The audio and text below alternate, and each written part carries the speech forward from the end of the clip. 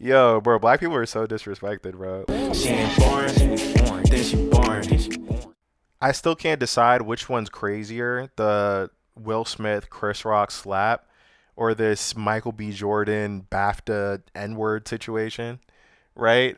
Like the slap was crazy because it's like two famous people that you know, but like it really wasn't a political thing, right? It was just more like a personal spat between two really famous people. Like this BAFTA situation is like a cultural milestone. And it's just such an interesting test case. It's like, yo, so if you have Tourette's, can you just like yell out slurs at an award show and like get away with it? And then, like, for the organization, it's like, have some decorum. It's like, how'd you guys let this happen? Biggest night in the British movie business, broadcast on the BBC with a 2-hour delay. Time enough in theatre. Broadcasted with a 2-hour delay. 2 hours. Okay. At first, when this whole thing happened, like, I thought, like, maybe it was like a 10-minute delay. So, like, it couldn't get through the chain fast enough. But I don't know, bro. Like, 2 hours is definitely enough time to mute that shit. Especially when you find out that they were able to mute other things during the broadcast, which you'll see. For the broadcaster to edit out any offensive language. Good evening and welcome to the BAFTA Film Awards 2026. Yo, poor Alan Cumming, bro. Like Nightcrawler had to deal with this. Like, that's ridiculous. That's ridiculous. He shouldn't have to deal with this shit. All right, it wasn't his fault. And while some cuts were made, not this. When the stars of Sinners, Michael B. Jordan and Delroy Lindo, came on stage to present the night's first award, the N-word, which we have beeped, was shouted out. Presenting the first BAFTA of the night for a vital part of movie making. The beep doesn't really portray like how loud it was yelled at them, yo.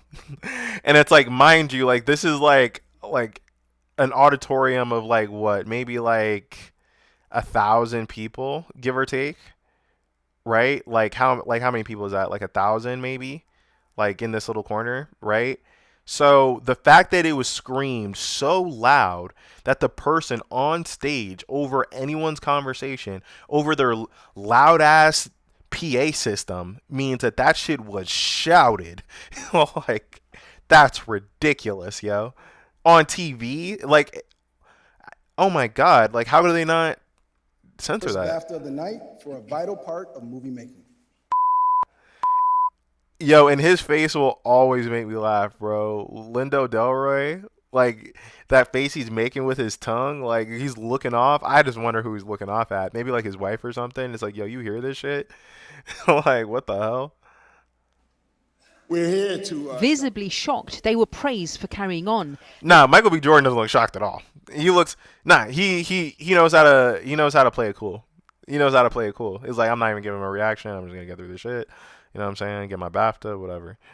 Later telling Vanity Fair he wished someone from BAFTA had spoken to them afterwards. Nobody even spoke to them? Like they couldn't get like a production assistant to be like, yo, our bad, yo. Like, we'll make sure he leaves. Like, damn, like I feel like they would have been better off making him leave and facing the backlash to that versus this weird ass backlash that they have now for not doing anything or even really giving a fuck. Like, yo, bro, black people are so disrespected, bro. Like, it's crazy. Was shouted by John Davidson, seen here on the right, a campaigner who has Tourette's. It's a condition characterised by sudden and involuntary tics, which can include socially unacceptable words And look, it's a real illness, okay? Like, I'm really trying to be empathetic here. I do think it's very ridiculous that they had no contingency plan for their family member or their like cast member, like whatever, who had this illness to, just in case like he's in mixed company. Like why was there no contingency plan? Like, and I do blame them a little bit. Like, you're still a grown man. Like, you still gotta make sure that you're not causing an issue. Lots of disabled people or have to worry about that stuff like that. It's like if my wheelchair is gonna block the fire exit, then that's a problem. Like, you know what I'm saying? Like, and I'm not saying that it's right. I'm not saying that we should make it hard for these people, but like, you having a disability doesn't mean that you can terrorize us. Is what I'm trying to say. Do I sound like an asshole? Like that's where I stand on the whole thing. Wearing. Hello, hello. He was at the BAFTAs after his life story inspired the film I Swear. I was blown away. I did not imagine anybody could pretend to have Tourette's as an actor. Robert Aramayo from I Swear. It led to Dang, bro, he even got the award for it. I mean, this is great PR for this movie, by the way. I mean, conspiracy. I don't believe it. Look, I don't know. I don't want to be like a disability doubter. You know, those people are kind of screwed up. So I don't want to be one of those people. But awfully convenient, though, right? Like, awfully convenient. dramatic and surprise win for its star, Robert Aramayo, for Best Actor, who appealed. Damn, Leo was there too. Damn. Oh my God. They got called the N-word, the hard R, in front of Leonardo DiCaprio. Come on. That's so disrespectful. What the hell? Understanding about the condition. Tonight, Jesse Plemons? Mary Jane Watson? That's so embarrassing. Like, cause you're amongst your peers, and like the N-word is so like othering. Like, you know, if you're black, you know what I'm talking about. It's just so othering. Like when you hear that from someone that really means that shit, it's like, and there's no one to defend you. It's just like, wow. Like you feel like, ooh, you know. So oh my God, so cringe that happened. especially, I just want to say that for people living with Tourette's, it's us around them that help define what their experience is. So. But also, like, again, like, as a black person, like, I am getting a little annoyed that no one's caring about Michael B. Jordan and Lindo Delroy.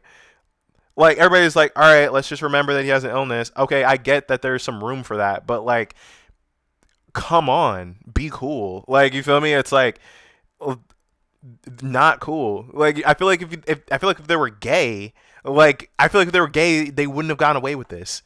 Or, like, Jewish. Or whatever. And I'm not saying that like bigotry against those people is good, like, or acceptable, but I'm just saying like there would be more of a social backlash to it, you know? Quote the film, they need support and understanding. Thank you so much for this. It means the world to me. I can't believe that. But while Oh my God. What a weird set of circumstances to win an award. there has been much support and understanding for John Davidson, many still have questions for the BBC. We understand that it's involuntary, and actually this is a great learning moment for the Tourette's community and learning more about what they go through. But like I said, two things can be true at the same time.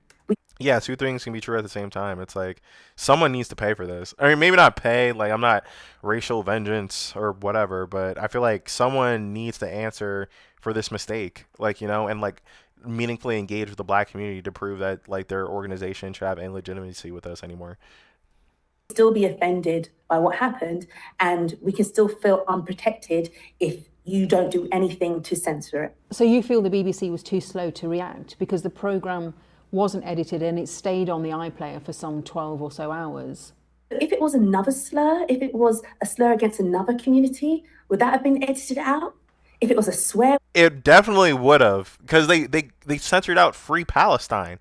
Like they censored out Free Palestine. So any other slur, like they would have gotten rid of it. Like like it's hard not to take it personally, like as this unfolds and continues. That he had shouted out, would that have been edited out? I think it would have. Canola Davis Jr. and Wally Davis. In fact, other remarks were edited out from the BAFTAs. When filmmakers Wally Davis and Akinola Davis Jr. won the award for Outstanding British Debut, these words about Palestine were cut from the broadcast. For Nigeria, for London, the Congo, Sudan, Free Palestine, thank you. Wow, I didn't know that it was somebody that was accepting an award that said Free Palestine. That makes it even more screwed up that they canceled it out. Like, why even have an award show? I thought we were platforming artists here. It's like you're gonna edit that out when he's a British writer. What the hell? Yo, the BAFTAs are screwed up. Yo, they're fucked up, bro. What the hell? Didn't respond to our specific questions, but gave us this statement. Some viewers may have heard strong and offensive language. Yeah, it was strong and offensive language. During the BAFTA Film Awards. This arose from involuntary verbal tics associated with Tourette syndrome. They're very subtly throwing it all on the guy, right? And I'm not going to lie, I do think the guy has a little bit of culpability because you know what your illnesses are, right? And it's part of your duty to protect the people around you, even though it's not your fault, right? But he was the guest of the BBC. Like, if I went to the BBC and I started wilding out for some other reason, they wouldn't have a problem kicking me the fuck out. And I'm not saying that he should have been kicked out, but there's got to be some way to get in line, right? So we can have like a civil event that doesn't exclude any of the artists that we have here, right? I don't know.